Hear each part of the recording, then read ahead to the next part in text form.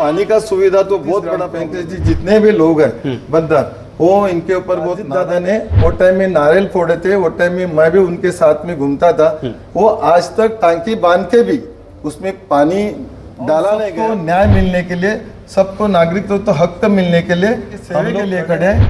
कोई किसका हम लोगों ने ऑपोजिशन हम लोग कानून से चलते, इसलिए वेट एंड वॉच करके हम लोगों को आमदार बनने आमदार के टिकट डिफरेंट है। काम आमदार के कैसा होता है वो लोगों को आगे के जो कार्य करते हैं वो एकजुट से बहुत ताकत से बाहर निकल 100% महाविकास आघाड़ी को इधर जीत के तरफ प्रभाव पड़ेगा और पूरा डिस्ट्रिक्ट में 6 की चीज चुन के आएगी।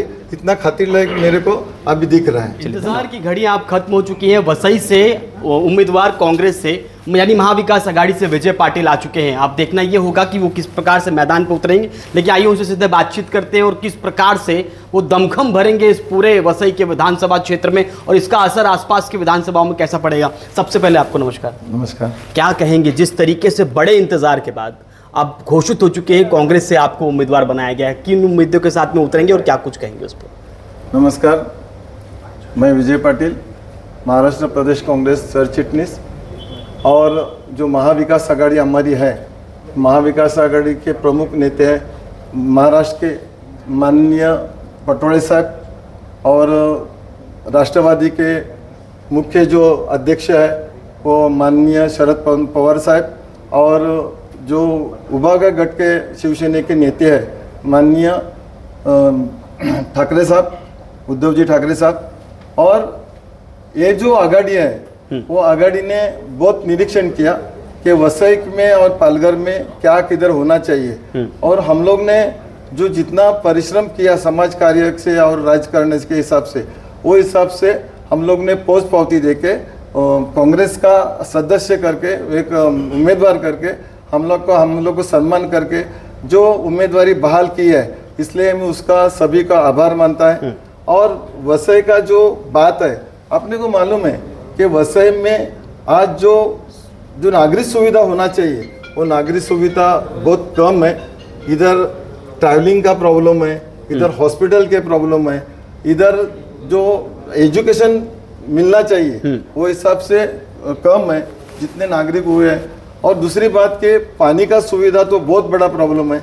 हमारे इधर के जो 29 गांव ग्रामीण के हैं और ग्रामीण ये एरिया है वो ज़्यादा करके ईस्ट का वो 133 में आता है। इधर 29 ग्राम पंचायत जो है यही मतदान में वो छूटने के बाद में भी वो अड़ा के रखा है। प्रशासन का या जो चुन के जाते हैं उसने नागरिक का सम्मान करना मांगता है, नागरिक को जो मांग है उसका सम्मान करना मांगता है। एक्चुअली ये ग्राम पंचायत अड़ाने का काम नहीं करना मांगता है, इसलिए 29 ग्राम पंचायत जितने भी लोग हैं बंदर वो इनके ऊपर बहुत नाराज है। उसके बाद में 69 पानी गाँव का प्रश्न जो है वो पानी का जो प्रश्न है वो आपको मालूम है 2007 में टंकियां खड़ी है, पानी नहीं बनी है। अजित दादा ने वो टाइम में नारियल फोड़े थे, वो टाइम में मैं भी उनके साथ में घूमता था। वो आज तक टांकी बांध के भी उसमें पानी डाला नहीं गया, तो 69 गाँव उसमें कोई नाराज है और बहुत नागरिक का सुविधा है। और इसलिए मैं बोलता है कि ये सुविधा होने के लिए और सबको न्याय मिलने के लिए, सबको नागरिक तो हक मिलने के लिए हम लोग खड़े हैं, जनता के सेवे के लिए खड़े हैं। कोई किसका हम लोगों ने ऑपोजिशन हम लोग मानते नहीं, बस हमको जनता का सेवा करना है और ये मकसद हम लोग चुन के आने के बाद में चुन के तो आएंगे ही और उसका सब जो आशा यही लोग है कि वो पूरा करेंगे। अच्छा, क्या लगता है जिस प्रकार से 35 साल की सत्ता और हितेंद्र ठाकुर उन्होंने विकास काम, जिस तरह आपने बताया ट्रैफिक की समस्या है, आज स्कूल की समस्या है, आज पेयजल की समस्या है, 29 गाँव को जो महानगर पालिका में से हटाना था उसकी समस्या आज भी बड़ी है, तो इन सारी समस्याओं पर जनता आपसे मुलाकात करते हुए क्या कुछ कह रही है, क्या बातचीत कर रही है इस पर कि निश्चित रूप से बदलाव 100% करना ही है? आप 2009 में भी परिवर्तन हुआ था तो 5 साल तो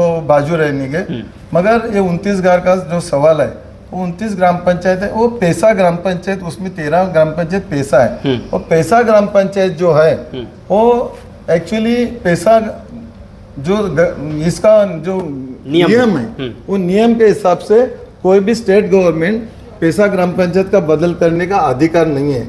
मगर वो किसके ध्यान में नहीं आया, इसलिए कम से कम सम्मानीय हाईकोर्ट में 12 बरस फोकट गया है। और हम लोग 12 बरस पूरे दिल से लड़े और जिगर से लड़े, इसलिए वो कम से कम केस जो है वो केस डिस्पोज हो गई। और हमारा जो 29 ग्राम पंचायत का जो छोड़ने का जो प्रोसीजर हुआ था, जो राजपत्र निकला था, वो राजपत्र आज भी लाइव है।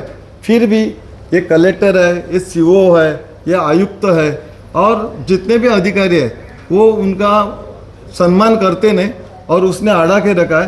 तो अभी हम लोग अभी भी कल भी उसको छोड़ सकते हैं, मगर हम लोग कानून से चलते, इसलिए वेट एंड वॉच करके हम लोग लोगों को न्याय देंगे। 29 ग्राम पंचायत जल्दी जल्दी चालू करेंगे। अगर आप जीत कर आए तो ये सारी समस्याएं हल और जनता को सुशासन मिलेगा। हम तो बोलते हैं कि जीतने के बाद में हमारे पास सब ऑर्डर्स है।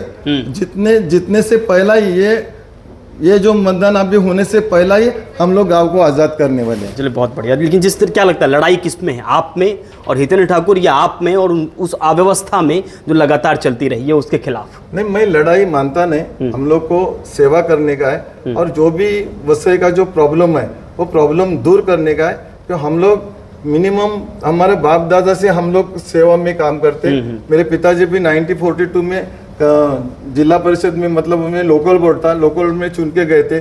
हमारे अण्णा साहेब वर्तक से लेके भाऊ साहेब वर्तक से ले ताराबाई वर्तक से हम लोग का जुना पुराना संबंध है। और हम उनको लेके पिताजी के साथ में हम लोग भी जो राजकारण है, राजकारण को राजकारण नहीं समझते, हम समाज कार्य करके। कोरोना काल में आपका काम देखा गया है। कोरोना काल में जिस तरह से होटल और तमाम चीज़ों को उसको याद करते हुए लोग, कई लोग याद भी करते हैं। मैं 18 बरस का था। 18 बरस से मैं भाऊ साहेब वर्तक के साथ में कैंपेन में, प्रचार में फिरता था, मीटिंग में फिरता था। और मेरे को एक वो टाइम में सेवा कैसा करना, वो जनरल नॉलेज मैं प्रैक्टिकली मेरे दिल में देखा है आपने? देखा है। वो हिसाब से हम लोग ने काम करेगा। काम करने के लिए मेरे को कोई कोर्स करने का जरूरत नहीं, क्योंकि मैं 2002 में पंचायत समिति भी चुन के गया था। 2012 में जिला परिषद में गया था। वो टाइम में सभापति था। वो टाइम में मेरा कृषि विभाग और पशु संवर्धन था। वो मैंने इतना अच्छा काम हमारे अधिकारी और हमारे जो कमेटी मेंबर थे उसके सहयोग से हम जिले में, पूरा थाना जिले में बहुत अच्छा काम किया था। वो टाइम में हमारे ऑपोजिट पार्टी जी थी, उन्होंने मेरा 2 बरस में मेरे अच्छे कार्य का सम्मान किया था। मतलब अपोजिट पार्टी ने सम्मान किया था। तो वही मेरे को पोस्ट पाती है। अभी मैं आमदार बनने के बाद में, मतलब बनने ही वाला है, तो उसमें लोगों को जो आमदार के डिफरेंट है, काम आमदार के कैसा होता है वो लोगों को अभी दिखेगा।